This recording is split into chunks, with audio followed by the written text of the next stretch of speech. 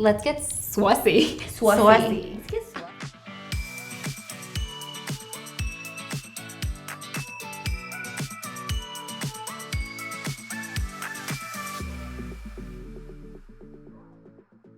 Hey guys, welcome back to The Vegan View. So today we're going to be sharing some of our favorite sauces because I think sometimes the difference between a good dish and a really good dish is the sauce. So we thought we'd share some of our faves.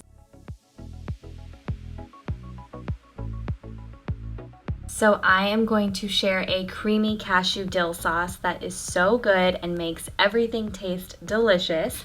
So you're going to start out with a cup of cashews, and if you don't have a high-powered blender, I recommend soaking them first.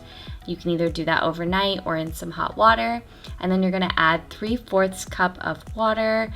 You could add more or less water depending on how thick or thin you like your sauces to be. And then you're gonna add a teaspoon of pink Himalayan salt, which is my favorite kind of salt, and a teaspoon of garlic granules, a teaspoon of onion powder, and the best part, a tablespoon of dried dill. You can use fresh dill, and that will also taste amazing. And then you're gonna do a tablespoon of apple cider vinegar and finish it off with the juice of 1 lemon. You could always add more or less lemon juice depending on how tart you like your sauces to be. I like mine to be pretty tangy, so I do the whole lemon.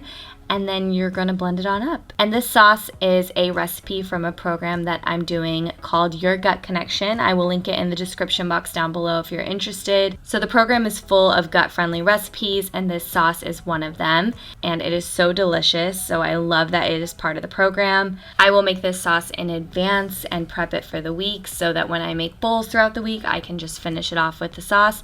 And my favorite way to eat it is on a veggie bowl. It really gets me to eat way more vegetables than I normally would because the sauce tastes so good. And the possibilities with it are honestly endless. If you're more of a salad person, this would be a great salad dressing. If you like wraps or burritos, this would also be a great sauce to put in that. So really, you could get creative with it. And I highly recommend trying it out, especially if you're having trouble eating more vegetables. This is the sauce for you. Hi guys, it's Nisha. So the first sauce I'm going to show you is the copycat for the Benihana soy ginger sauce. It's so good on vegetables. You can toss it into a stir fry. I like dipping carrots and eating it, and it's a really amazing tofu marinade. This recipe comes together really quickly. It's just 1 cup of a yellow onion, 2 inches of peeled ginger, 2 tablespoons of lemon juice, 3/4 cups of soy sauce, or I like this gluten-free low-sodium tamari, and 1/2 cup of white vinegar. Now after you finish peeling and dicing your onion and peeling and dicing your ginger, you're just going to combine all the ingredients in a blender, blend it on up until everything is uniform and there's no chunks. It's gonna kind of look like this when you're done, nice and foamy at the top, and this light brown color at the bottom. Now, I would recommend storing this in a container you can shake because it does separate, but you can toss this in with fried rice. You can toss this in with any stir fry. You can marinate your tofu in it, and it's delicious. I always loved this sauce at Benihana, and I'm so happy it's so easy to make and already vegan.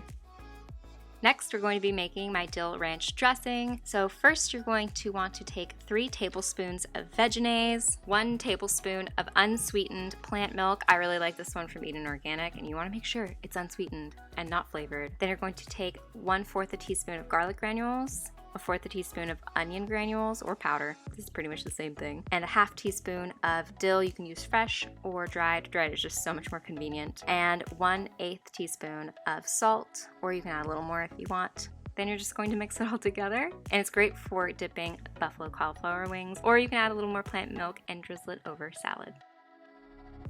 All right, so for my roasted red pepper dip, all we're gonna need is 1 can of cannellini beans. I love these because they're really nice and creamy, but they have a very mild flavor. So it's not gonna taste like a bean dip. If anything, this dip weirdly tastes like pizza and I really love it. So I'm just going to rinse these very well, drain them, and then add them to a blender. I'm also gonna add some red pepper. This is roasted red pepper just straight out of a jar, and then some tahini. The recipe will be written in the description box below, so make sure you check that out. And the last thing you're gonna need here is just some salt and pepper.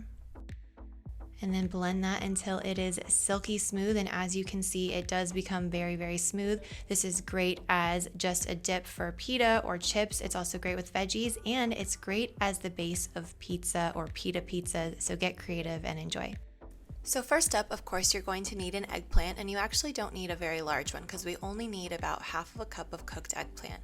So go ahead and give it a wash, make sure it's nice and dry, and then score it, which basically means just kind of make some lines with your knife just so that it cooks really evenly. And also make sure at this point that you preheat your oven to about 375 degrees. These eggplants are going to bake for about 40 to 45 minutes, and in the last about 10 to 15 minutes, we're going to go ahead and add our garlic. We're going to use quite a bit of garlic for this recipe. This is 6 large cloves of garlic that we peel, and you could just add that straight to the tray and bake them. Baking them is going to help soften the flavor so that it's not like super, super sharp and spicy. It's just going to create a really nice kind of depth of flavor in the background. And then once your eggplants have cooled a little bit, you should be able to easily remove them from the skin. And like I said, you're going to use about half of a cup of cooked eggplant.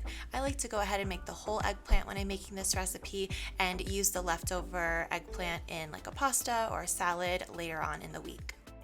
Since this is a hummus, we're of course going to need some chickpeas. This recipe has 2 cans of chickpeas. You want to make sure you rinse and drain them well and add them to a blender along with your eggplant and 3 tablespoons of tahini.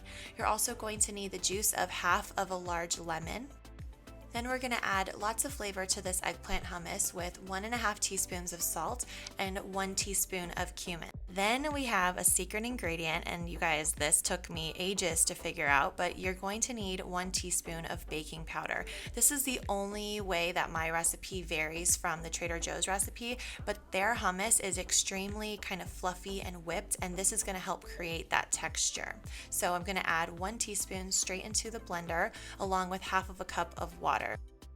The very last ingredient is pomegranate juice, and again, it took me lots of experimenting to figure out how much and how they use it, but I think what they do is they reduce it. So you're going to need 1/4 cup of pomegranate juice, and you're just going to let this boil and kind of simmer until it thickens up into like a syrup kind of. So basically this is going to just bubble for like 5 to 10 minutes, and what you're left with is this really thick, really flavorful pomegranate syrup. And you're just going to add that into the blender, and that really is one of the secrets to the flavor of this hummus. It was like before, when I wasn't using this, I thought, oh, it doesn't need it, it's just a small amount, it won't make a difference. It really does. And if you're wondering what you're gonna do with a whole big thing of pomegranate juice left in your fridge after making this recipe, something I like to do, especially now that it's summertime, is make a little pomegranate fizz. So you're just going to get some ice, some sparkling water, and a little splash of this pomegranate juice. It's a really great kind of mid-afternoon pick-me-up, and it's kind of like having a homemade LaCroix, so that's cool too. Then this is optional, but after you blend all of the ingredients together, I like to go ahead and whip this hummus for about a minute. Again, this is optional, but because the Trader Joe's version has so much air and fluffiness to it, this is going to help incorporate air into the hummus and give it that really nice fluffy texture.